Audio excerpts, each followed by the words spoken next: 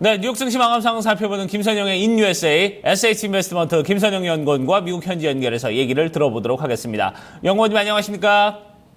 예, 안녕하십니까. 김선영입니다. 네, 자 뉴욕 증시 혼조세로 마감이 됐다는 소식이 들려오고 있습니다. 어떻게 마감이 됐는지 자세한 내용 전해주시죠. 예, 연준의 금리 인상 시기와 관련한 불확실성 속에 오늘 뉴욕 증시 혼조 양상을 보였습니다. 대장 전 발표된 고용 관련 업체 ADP사의 6월 민간 부분 고용이 예상치였던 21만 5천 명에 크게 못 미친 18만 5천 명에 그쳐 지난 4월 이후 가장 저조했다는 소식으로 인해 9월 금리 인상 가능성이 다소 감소했다는 분석으로 대장초 강한 상승세로 시작한 뉴욕 증시는 곧이어 발표된 7월 공급 관리자협회 ISM 서비스업 PMI 지수가 10년 내 최고인 60.3을 기록해 예상치였던 56.1을 대폭 상회한 것으로 나타나면서 지수의 상승폭도 감소하는 모습을 보였습니다.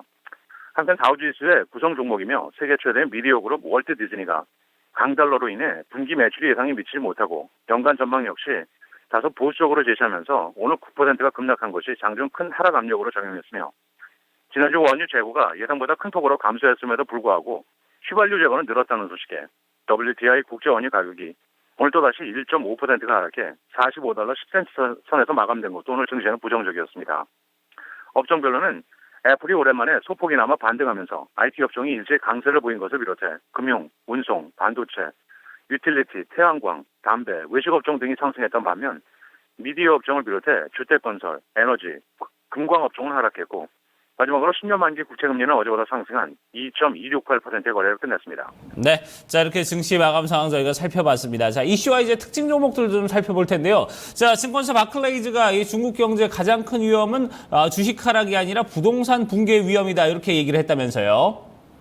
예, 그렇습니다. 영국의 금융사 바클레이즈가 중국 경제의 가장 큰 리스크는 부동산이라는 경고를 내놨습니다.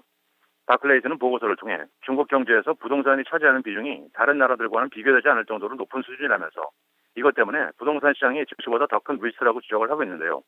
바클레이즈는 2000년대 초반 중국 GDP에서 부동산이 차지하는 비율은 4%에 불과했지만 올해는 15%로 급격히 늘었다면서 향후 몇 년간은 중국 부동산 시장이 위축될 수밖에 없을 것이라며 즉각 붕괴되지 않더라도 부동산 경기 위축 상태가 향후 수년 동안 지속되면서 중국 경제에 중장기적으로 부담을 줄 수 있을 오늘 특징 종목들입니다. 오늘 폐장 후 전기 자동차 업체 테슬라 모터스의 분기 실적이 발표됐습니다. 테슬라 모터스의 지난 분기 순손실은 주당 83센트로 예상치였던 60센트를 대폭 밑돌았고 매출 역시 예상보다 많은 12억 달러를 기록했지만 다음 분기 판매 전망을 기존의 13만 3천 대에서 다소 적은 13,000대보다 다소 적은 12,000대로 제시하면서 실망 매물이 유입되며 현재 시간 외 거래에서 약 3%의 악세입니다. 미국 최대 태양광 업체 퍼스트 솔라는 지난 분기 예상을 36센트 상회한 주당 93센트의 순이익과 65%의 매출 증가를 기록하면서 17%의 주가 급등세를 보였던 반면 예상을 상회한 실적에도 불구하고 연간 전망을 보수적으로 제시한 데 따라 미국의 미디어 대기업인 타임워너는 9%의 급락세를 보였습니다. 대형 사모펀드인 실버레이크 파트너로부터 10억 달러의 투자 유치에 성공했다고 공시한 IT 업체 모토로라 솔루션이 6.6%의 상승세를 보였고 증권사 캐너코드가 목표 주가를 기존의 5달러에서 3.75달러로 대폭 하향 조정한 데 따라 미국 3위의 이동통신사 스프린트는 9.6%의 급락세를 보였으며 마지막으로 행동주의 헤지펀드인 서드포인트가 7%의 지분 보유 공시를 했다는 소식에 대형 의료기기 업체 덱스터 인터내셔널은 4% 오르면서 오늘 거래를 끝냈습니다. 네, 자 이제 경제 지표와 일정들도 좀 체크를 해보도록 하겠습니다. 6월에 미국의 무역 수지가 발표가 됐습니다. 적자 규모가 전달보다 더 커졌다면서요? 예, 그렇습니다. 연방 상무부에 따르면 지난 6월 미국의 무역 적자가 5개월 연속 증가하면서 전달보다 7.1%가 크게 늘어난 438억 달러를 기록해 430억 달러였던 증시의 예상을 상회한 것으로 나타났습니다.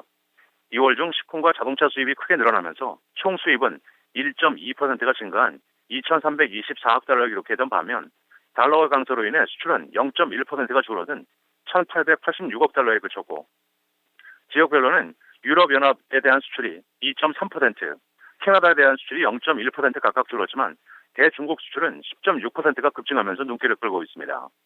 마지막으로 내일은 노동부의 주간 실업수당 청구 건수와 에너지부의 주간 천연 가스 재고 등의 경제 지표와 함께 듀코 에너지, 브링컨 인터내셔널, 비아콤, 마이클 코어스, 몰슨 코어스, 엔비디아, 그리고 리맥스 홀딩 등이 지난 분기 실적을 내놓을 예정입니다. 네, 알겠습니다. 오늘도 좋은 말씀 고맙습니다. 네, 고맙습니다. 네, 자 이렇게 미국 현지 연결해서 증시 마감 상황 저희가 살펴봤습니다. 3대 지수 모두 다 혼조세로 좀 방향성을 찾지 못하는 그런 모습이었는데요. 자, 그러면 지수별로 좀 흐름은 어떻게 흘러갔는지 자세히 좀 알아보도록 하고요. 또 증시에 영향을 미쳤던 외신 소식들, 어떤 소식들이 있는지 함께 좀 체크를 해보도록 하겠습니다.